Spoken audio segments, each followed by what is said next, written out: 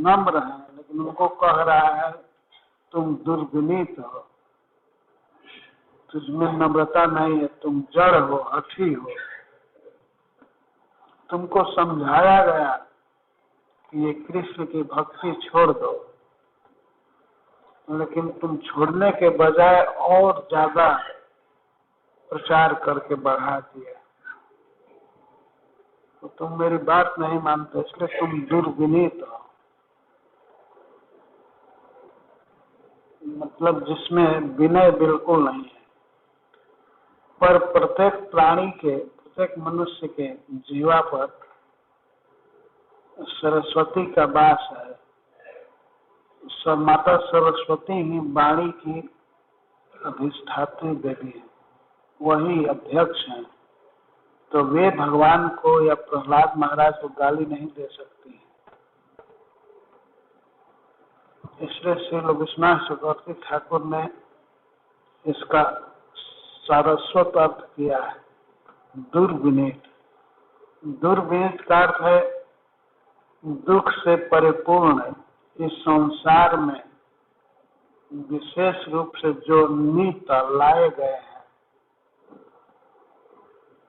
प्रहलाद महाराज भगवान के नित्य परिकर हैं, लेकिन उनको वैकुंठ से लाया गया है यहाँ कृष्ण भक्ति का प्रचार करने के लिए। तो इसलिए वो दुर्विनीत है, जिनको दुखमय स्थान में प्राकृतिक जगत में लाया गया है। हे दुर्विनीत मंदात्मन। मंदात्मन से तात्पर्य वो हिरण्यकशिपु तो समझ रहा है कि मंद बुद्धि, आत्मा मन बुद्धि। हे मंदात्मन, हे मंद बुद्धि। लेकिन इसका सरस्वती जी पर अर्थ है मंदात्मा, जिनके आत्मा के सामने, बुद्धि के सामने सबकी बुद्धि मंद है, उनको मंदात्मा कहे। अद्भुत बुद्धि है प्रहलाद महाराज, उसके आगे सबकी बुद्धि मंद है। सबसे बड़ी बुद्धि क्या है? एतद् बुद्ध्वा बुद्धिमान स्यात् कृतकृत्यश्च भारत। जो भगवान की भक्ति में लगा हुआ है, भोग विलास बिल्कुल जिसे पसंद नहीं, राज्य पसंद नहीं, भगवान में रचा पचा है, तो वही वास्तव में बुद्धिमान है। तो प्रहलाद महाराज ऐसे बुद्धिमानों में सबसे श्रेष्ठ है। उनके बुद्धि से सबकी बुद्धि मात करते, मंद है, इसीलिए वे मंद बुद्धि कहे गए, मंद आत्मा। हे कुल भेद कर, तुम खानदान में भेद कर रहे हो। तुम्हारे खानदान में सब लोग मांसाहारी हैं और तुम प्रसाद खाने वाला हो गया, तो कुल की आदत बिगाड़ दिया। कुल भेद कर, इसका सरस्वत अर्थ है कुल भेद कर का अनेक प्रजापतियों ने अनेक कुल चलाया है। जैसे अत्रि जी ने वंश चलाया है, गुरु वशिष्ठ जी ने या भृगु मुनि ने, सबने अलग अलग वंश चलाया है। तो सभी प्रजापति प्रहलाद महाराज के आगे फेल है। इन्होंने एक ऐसा कुल चलाया, सब तो ब्राह्मण उत्पन्न करके या और जनता उत्पन्न करके संसार में रहने की, खाने पीने की शिक्षा देते हैं, लेकिन प्रहलाद महाराज ने एक ऐसा कुल चलाया, गुरुकुल, जिसमें केवल भक्ति की शिक्षा दी जाती, भक्ति की गई। इसलिए ये कुल भेदकर है। अन्य कुलों की अपेक्षा इन्होंने उत्कृष्ट कुल चलाया। ये सरस्वती जी अर्थ कर रहे हैं। अधम, सभी जिनसे अधम हैं, प्रहलाद से सभी लोग अधम हैं, वे हैं अधम। अधम शब्द का अर्थ है सर्वे अधमा दशमा, सभी जिससे अधम है, जो सबसे श्रेष्ठ है। पर वो तो गाली दे रहा है, बहुत क्रोध में है, कांप रहा है। अरे कहना, आज मैं तुमको जमराज के लोक में भेज कर रहूंगा, तो आज मारूंगा तुमको।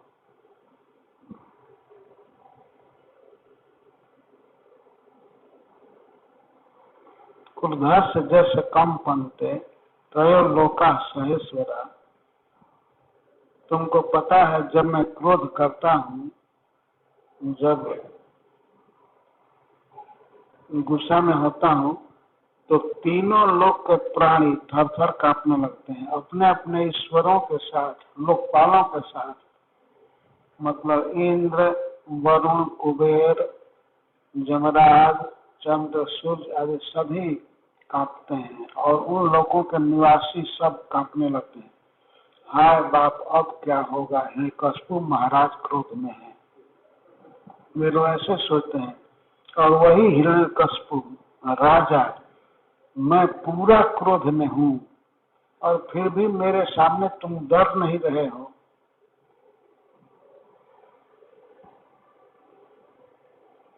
क्या तुम्हारा बल है? तुम्हें बल किसका बल है? किसके बल से तुम इतना निर्भय हो?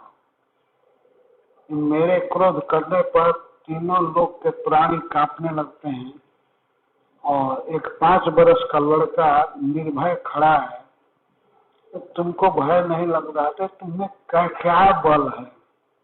कहाँ से बल आ रहा है?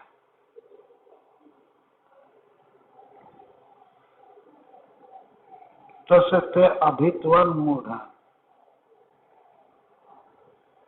अरे मूढ़, तुमको पता नहीं क्रोध का क्या परिणाम होगा। अभी तलवार से तुम्हारा मस्तक काट दूंगा, या तुमको पटक दूंगा, पत्थर पर मर जाओगे। तुमको मरने से डर नहीं है। किसका बल है? कहाँ से बल आ रहा है तुम्हें?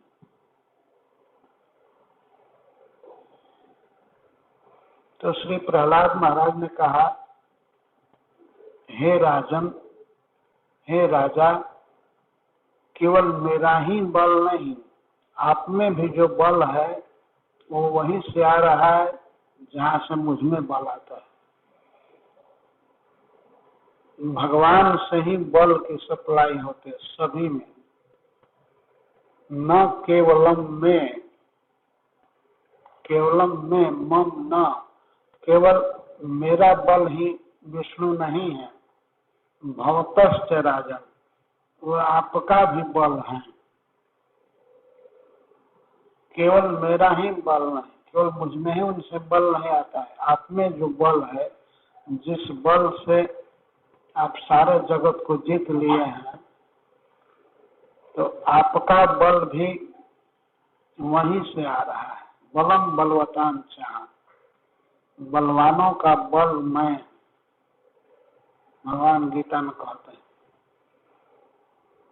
तो केवल मेरा ही बल नहीं, आप में जो बल है वहीं से आ रहा है।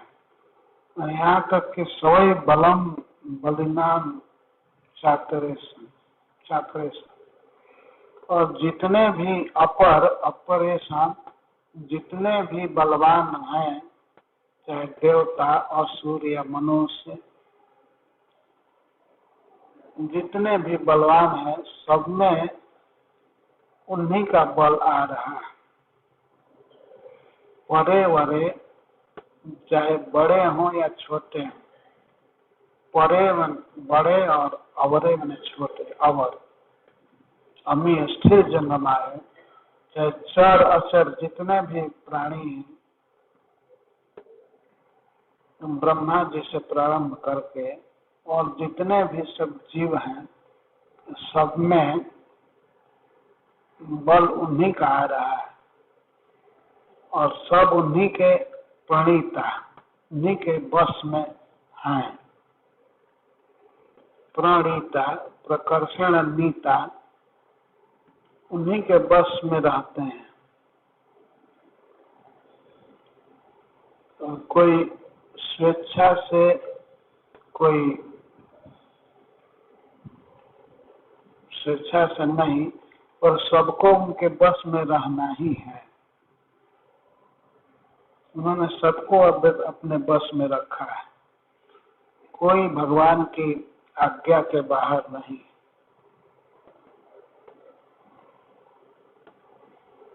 स ईश्वर काल, वही परमेश्वर हैं, सबके नियंता हैं और काल हैं। कलयति इति काल, काल जो सभी प्राणियों को जन्म देता है, पालता है, पोषता है और अंत कर देता है, तो भगवान विष्णु ही काल है। स ईश्वर काल उरुक्रम, ये उरुक्रम है। उरव क्रम पाद विक्षेप लीला जस्य स उरुक्रम, ये उरुक्रम उनकी अद्भुत लीला है, अद्भुत गति है। असौ, ये भगवान विष्णु सभी प्राणियों में ओज है। ओज का अर्थ है इंद्रिय में स्फूर्ति, ओज सह, और वही मनोबल है। ओज सह सत बलेन्द्रियात्मा, वही धैर्य है।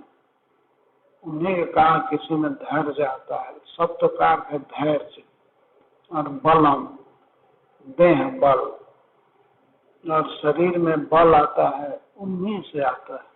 वही सबके हृदय में परमात्मा रूप से रहते हैं और वहीं से बल आता है। और सारी इंद्रियां काम करते हैं, आंख देखने का काम करती है, कान सुनने का, पैर चलने का, उन्हीं से सब काम होता है।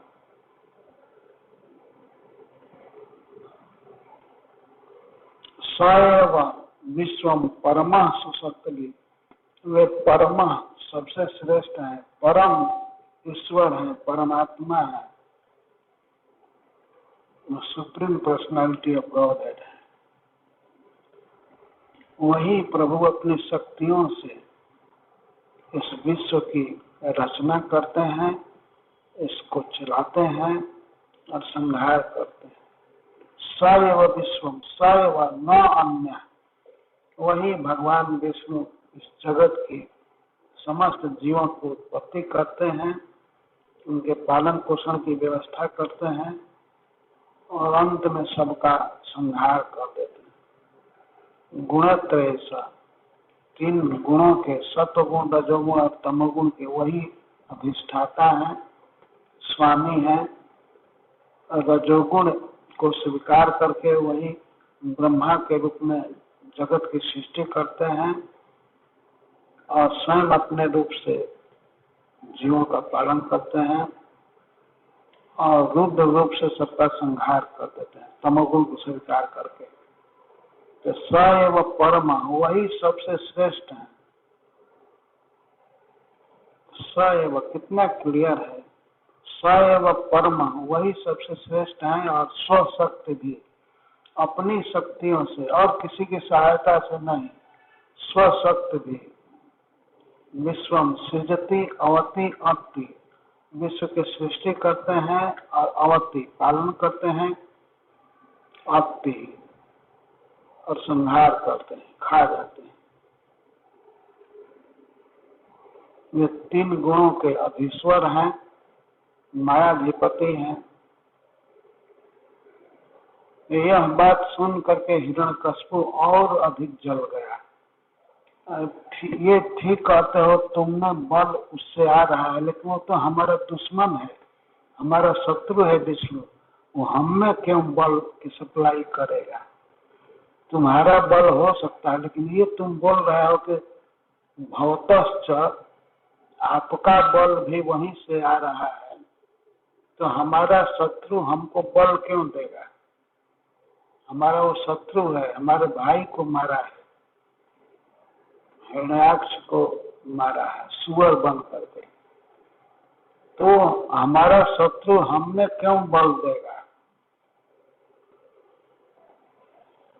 तो इस पर प्रहलाद जी कहते हैं, जह्यासुरम भावम इमं त्वमात्मनः, इस असुर भाव को छोड़ दो। इस तरह से सोचना कि भगवान हमारे शत्रु हैं, शत्रु और मित्र का भाव छोड़ दो। समम मनोभत्स्व, ये असुर विचार छोड़ दो, अपने मन को सम रखो, समम भस्व। सभी जगह भगवान है, सब में भगवान है, सभी जीव उनके अंश हैं। इस विचार से अपने मन को स्थिर करो, समम भस्व। यह समम का अर्थ है श्री भगवान, उनमें मन लगाओ। जो सभी देश में, सभी काल में, सभी प्राणियों में हैं, ऐसे भगवान में मन लगाओ, मन को सम करो। समम भक्स्व मनः न संति विद्विषः, कोई शत्रु नहीं है। विद्विषः न संति, विद्विषः शत्रु नहीं है, कोई किसी का शत्रु नहीं है। इस माया जगत में कोई किसी का शत्रु नहीं है।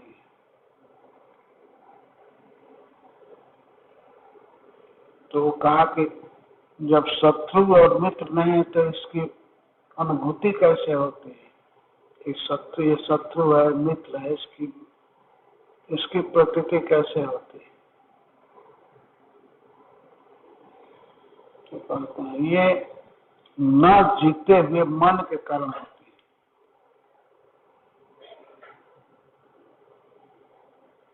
है। जीते बिना, ये छोड़कर अजितात आत्मना, अजितात आत्मना, जो मन बस में नहीं होता है, अजित होता है,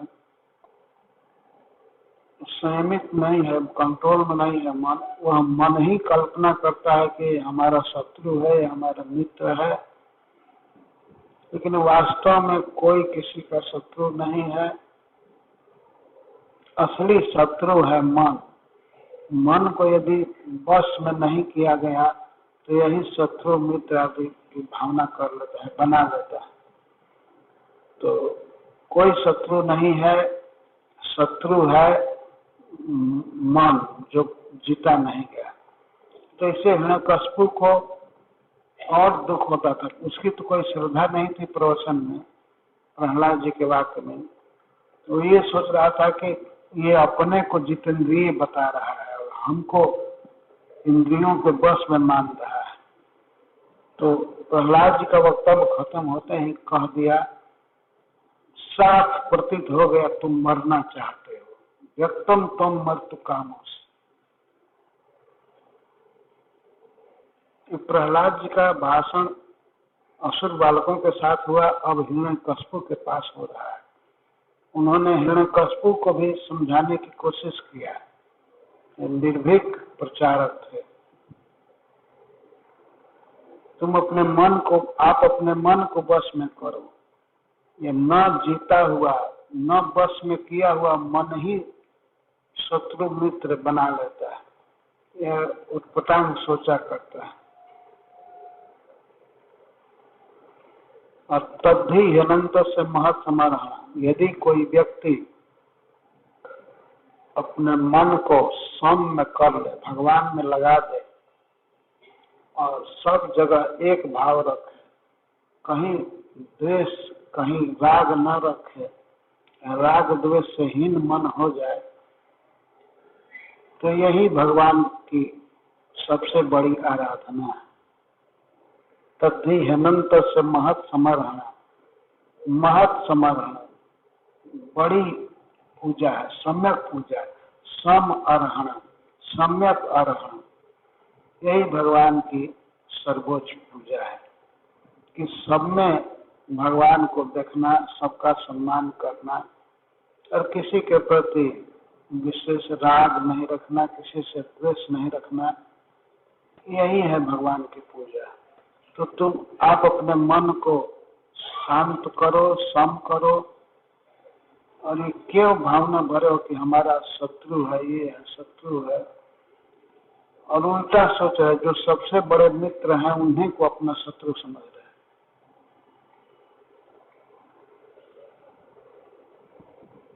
जिस साधु पुरुष ने, सज्जन ने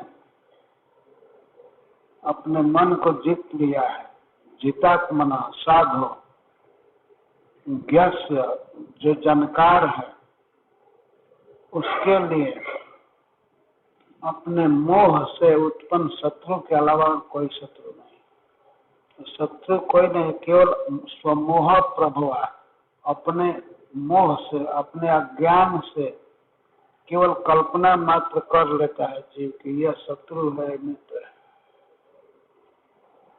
वास्तव में अज्ञान से उत्पन्न शत्रु के अलावा और कोई शत्रु नहीं। झूठ-मूठ के व्यक्ति मान लेता है कि हमारा शत्रु है, हमारे मित्र है। तो इस प्रवचन ने हिरण्यकश्यप को और जला दिया। वो ये बात मान रहा था कि प्रहलाद अपने को जितेंद्रिय समझ रहा है, अपने को ज्ञानी मानता है और हमको मूर्ख बता रहा है। प्रहलाद महाराज तो सिद्धांत कह रहे थे, उनका हिरण्यकश्यप पर कोई आक्षेप नहीं था, पर वो समझ लिया ऐसा है। एक बात और प्रहलाद महाराज ने कहा, दर्शन पूरा क्षण न विजित रूम पतो।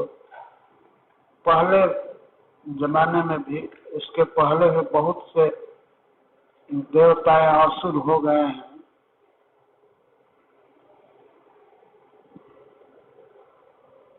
पूरा जो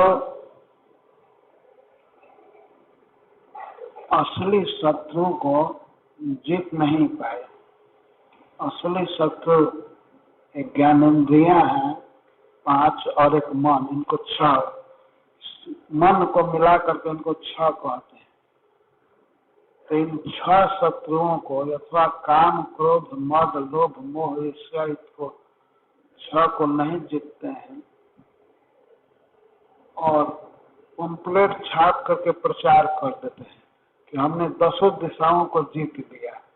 मानते हैं कि हमने 10 दिशाओं को जीत लिया, जिस दिशा में भी गया मैं दिग्विजयी हुआ।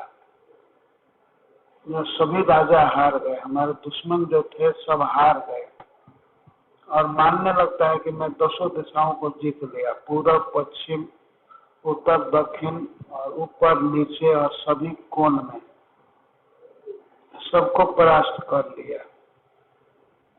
तो आप जैसे लोग ऐसा मानते हैं कि हमने 10 दिशाओं को जीत लिया, अब जबकि शरीर के भीतर रहने वाले इन शत्रुओं को वे नहीं जीते, मन को नहीं जीते, और ज्ञानेंद्रिय, वाणी को, कान को, कान से गलत बात सुनते हैं, जीभ से गलत चीज खाते हैं, बोलते हैं। तो असली शत्रु यही इंद्रियां हैं। इन इंद्रियों को नहीं जीते, जबकि लूमपट, जबकि ये लूट रही है इंद्रियां, जीव के विवेक धन को ये लूट लेती है। इनको नहीं बस में किए, नहीं जीते, और मानने लगते हैं कि मैं 10 दिशाओं को जीत लिया। आप जैसे व्यक्ति ऐसा मानते हैं।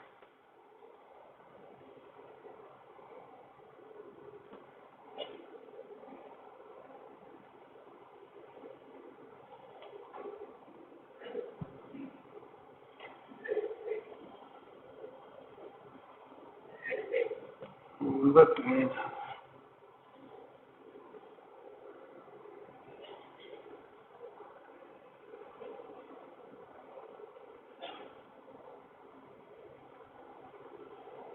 इसमें कौन है?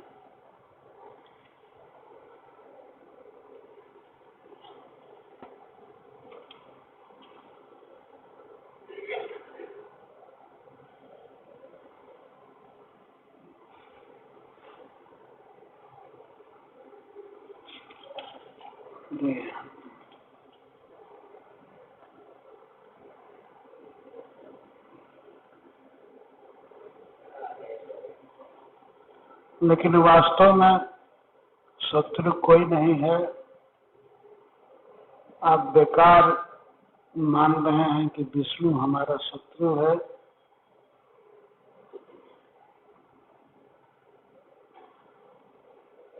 तो हिरण्यकश्यप कहता है व्यक्तम त्वम मर्तु कामोसी। अब साफ पता चल गया तुम मरने पर लाभ दिए, तुम मरना चाहते हो। इसका लक्षण क्या है कि यो अति मात्रम विकर्त से, अब तुम बहुत अधिक बोल रहे हो, अपने सीमा से बाहर जा रहे हो। हमारे पास कोई ऐसा नहीं बोल सकता है, कोई नहीं कह सकता कि तुमने अपने इंद्रियों को नहीं जीता है और तुम जितेंद्रिय बन रहे हो। और कई प्रकार से कह रहा है कि मैं तुम्हारा बाप हूँ, तुम अभी छोटे लड़के हो, तुमको बोलने की भी कला या विधि मालूम नहीं है, बाप के सामने ऐसे बोल रहे हो। तुम अशुद्ध बालक समझ लिए क्या? तो हमको भी शिक्षा देने लगे। अति मात्रम विकट से, अति मात्रा में बोल रहे हो। तुम प्रकारांतर से अपनी प्रशंसा कर रहे हो और मेरी निंदा कर रहे हो।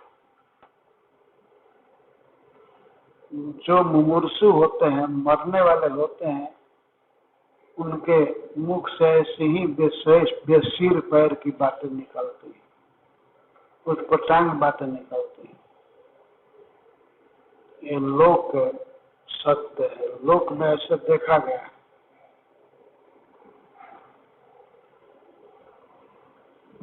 अरे मंद भाग्य, तुम्हारा भाग्य फूटा हुआ है।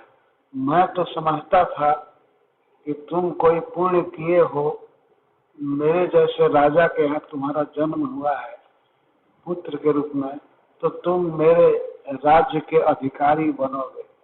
लेकिन हमें क्या पता था कि तुम अपने बाप के हाथ से ही मारे जाओगे। तुम्हारा भाग्य फूटा हुआ है, मंद भाग्य।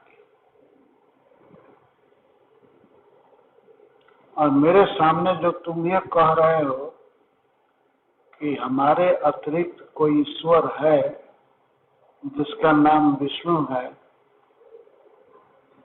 ये बता रहे हो। मेरे अलावा कोई दूसरा ईश्वर बता रहे हो। वास्तव में ईश्वर तो मैं हूँ, लेकिन अगर तुम ये कह रहे हो कि कोई दूसरा ईश्वर है, तो आज मैं देखना चाहता हूँ, यदि तुम्हारा बताया हुआ ईश्वर है और जिसकी तुम शरण लिए हो उसका नाम हरि है, वो हरि आज यदि तुमको बचा ले तो मैं मान लूंगा कि हाँ ईश्वर है। इस तरह से प्रहलाद महाराज को बहुत बुरा बुरा बोल करके और वह मारने के लिए तैयार हुआ। बांधा तो पहले ही से था, खंभे में बांध कर दिया था, मारने के लिए तैयार हुआ। सिंहासन से उठ करके तलवार लेकर के और उनको काटना चाहता था।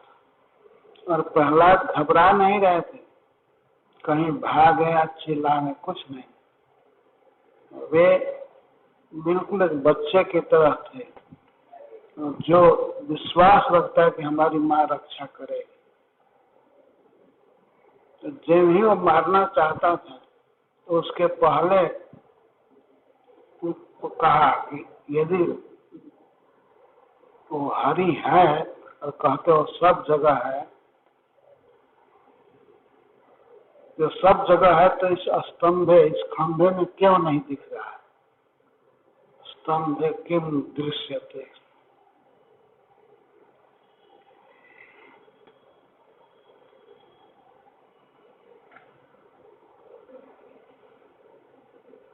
क्वासौ, वो कहाँ है? तो प्रहलाद महाराज ने कहा सर्वत्र, सब जगह है। तो कस्मात स्तंभे न दृश्यते, तो श्री प्रहलाद ने कहा वो तो दृश्यते, हमको तो दिखाई दे रहे हैं। और हिरण्यकश्यप कहता है मुझसे मया न दृश्यते, हमसे वे नहीं दिख रहा है, कहाँ है वह? तो प्रहलाद महाराज खंभे में भगवान को देख करके प्रणाम करने लगे। तो उसको विश्वास हुआ कि यहाँ है। तो कहता है बाबा हमको तो दिखाई नहीं दे रहा है। तो वे प्रणाम कर रहे थे प्रहलाद महाराज, तो समझा कि यहीं आ गया है, खंभे में आ गया। तो अब कस करके अपनी मुष्टिका से मारा। उसकी मुष्टिका लोहे की हथौड़ा से भी अधिक कठोर था। तो वो मारा खंभे पर, और उसी खंभे में बहुत जोर की आवाज हुई सिंह के दहाड़ने की। और इतना भयंकर आवाज थी कि ब्रह्मा जी अपने सिंहासन पर लड़खड़ा गए, और जितने लोग पाल थे सब डर गए। वे लोग समझे कि अब हमारे लोक का प्रलय होने वाला है, अब सारा विश्व नष्ट हो जाएगा। बहुत भयानक आवाज हुई, और हिरण्यकश्यप देखने लगा ये कहाँ से आवाज आई। वो ये नहीं समझ रहा है कि ये केवल मुष्टिका मारने से वहीं से भीतर से आवाज आ रही। ऐसा लगा कि जैसे कोई स्विच ऑन हो गया, मारा मुष्टिका से भयंकर आवाज आने लगी। सब असुर जहां तहां गिर गए, बेहोश हो गए। और हिरण्यकश्यप बेहोश नहीं हुआ, उसको भय हुआ। और प्रहलाद महाराज ने भी वो सुना आवाज, तो वे बिल्कुल बेहोश नहीं हुए। वो हिरण्यकश्यप लगा देखने की ये जीव सिंह की आवाज है, तो ये कहाँ है। सारे भवन में देखने लगा कहाँ से आवाज आई, कहाँ से आवाज आई। वो इस तरह से देख रहा था, तब तक खंभे को फाड़ करके श्री नृसिंह भगवान प्रकट।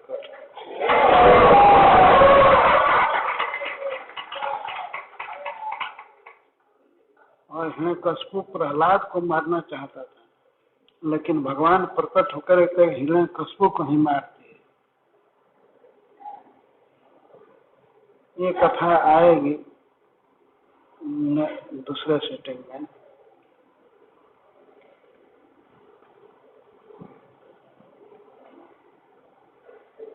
इस तरह भगवान प्रकट हुए।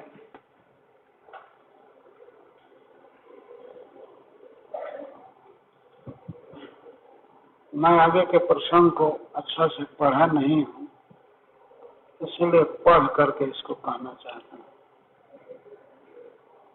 जय नरसिंह, जय श्री राम।